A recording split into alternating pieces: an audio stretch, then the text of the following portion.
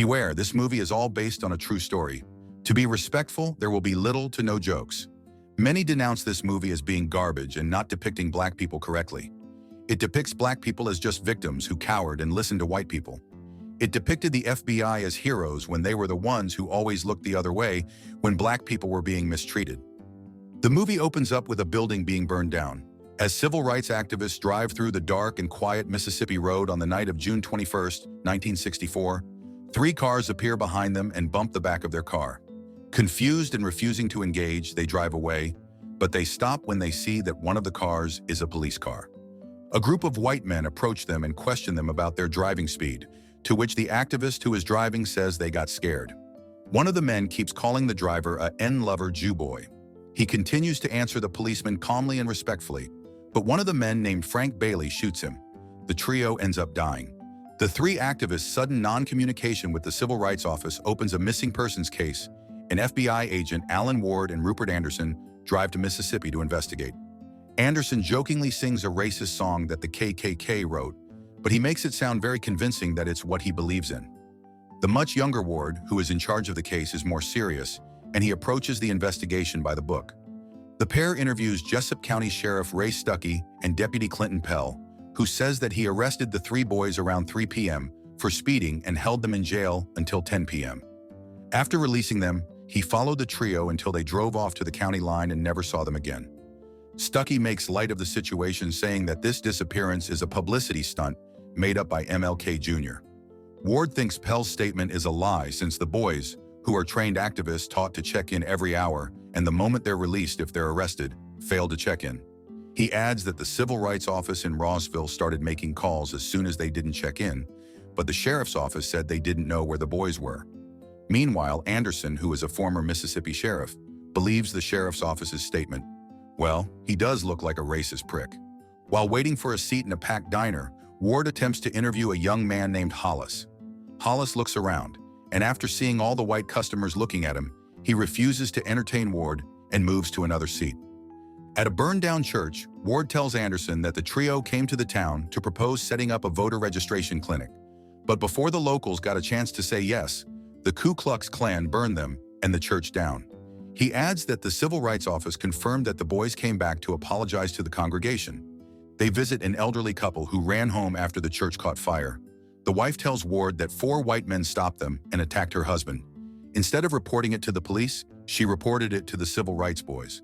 Unfortunately, she can't identify the men and doesn't know the boys' whereabouts. Later that night, 3 white men visit Hollis's house and they attack him, threatening to kill him if he talks to the FBI.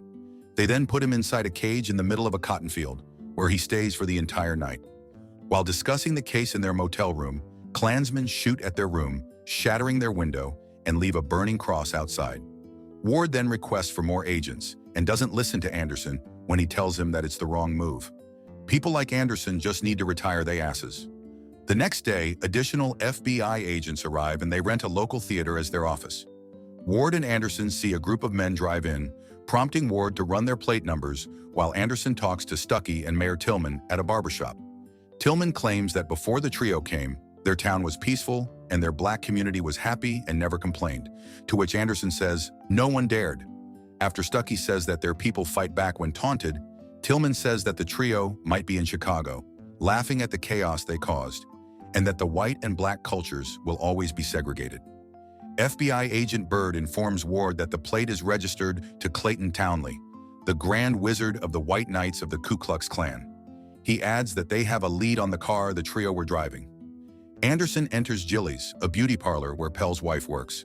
When he asks about who just drove in, Mrs. Pell tells him that it's Clayton Townley. A red car drives by and throws Hollis out on the street. The FBI runs towards him, but Stuckey blocks them from helping, saying they will take care of it.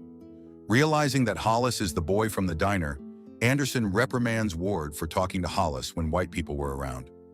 The Choctaw leads the FBI to a swamp, where they find the trio's car. It contains a badly burned wristwatch stopped at 12:45 and a set of keys, but no bodies are found. Ward concludes that the trio never left Mississippi, while Anderson concludes that they are dead. Ward requests 100 additional men to help them search the swamp and doesn't listen to Anderson when he tells him that he will start a war. Later that night, while more FBI agents arrive in town, Klansmen attack the black community. When the motel manager kicks them out because they're bad for business, Ward tells Bird to buy the motel. Bird then informs Ward that Stuckey's alibi is solid. The next morning, Naval Reserves join the FBI in the swamp search, which is covered by the press. When interviewed, the locals say they think it's a hoax, and Stuckey says he thinks it's a publicity stunt by the NAACP. Stuckey goes on a racist rant that is so disgusting I'd rather not repeat it. The black community avoids entertaining the FBI as they fear for their lives, but a young boy named Aaron tells Ward and Anderson to start with the sheriff's office. Later that night, Ward and Anderson visit Pell's house. While Ward interviews Pell about his whereabouts on June 21st, Anderson casually talks to Mrs. Pell, who he finds nice, unlike her receding hairline husband.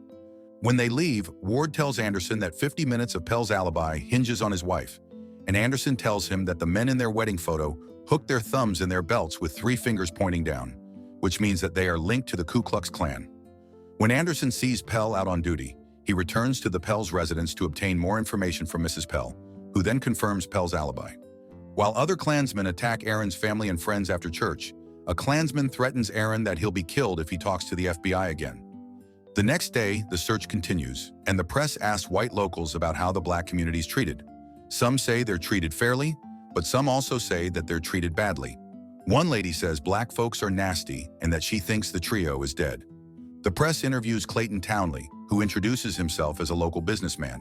When asked if he's a spokesman for the White Knights of the KKK, Townley reiterates that he's a businessman, Mississippian, and American, who is tired of how the press is distorting their views. Anderson enters a bar where the Klan members drink and gets into a confrontation with Frank and Pell. They later talk to the press about FBI intimidation, prompting Ward to reprimand Anderson for it and for going to the beauty parlor.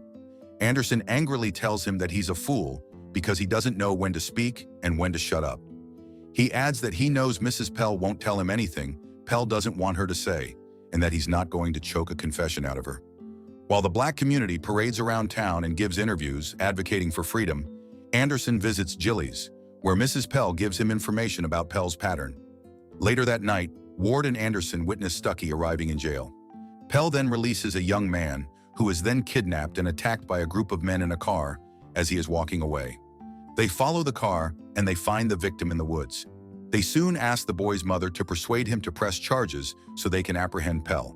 She says he won't talk to anyone and pressing charges won't amount to anything. His father adds that they might leave them alone if the FBI leaves him alone. The pair deduce that if it's a pattern, Pell might have stopped the boys for speeding at 3 p.m. and held them in jail while the Klansmen prepared. When he released them at 10:30 p.m., the Klansmen attacked. Anderson tells Ward that he believes Pell joined in harming the trio. The FBI interviews Pell, who denies releasing the trio in the hands of the Klan on the night of June 21st. He also denies any link to the Ku Klux Klan, including being the Grand Cyclops of the East Mississippi Clavern of the White Knights of the KKK for the past 3 years. After Pell leaves, an angry Tillman confronts Ward for trying to implicate the sheriff's office on the trio's disappearance. The Klansmen firebomb another house, and Anderson suggests having Aaron convince a witness to come forward.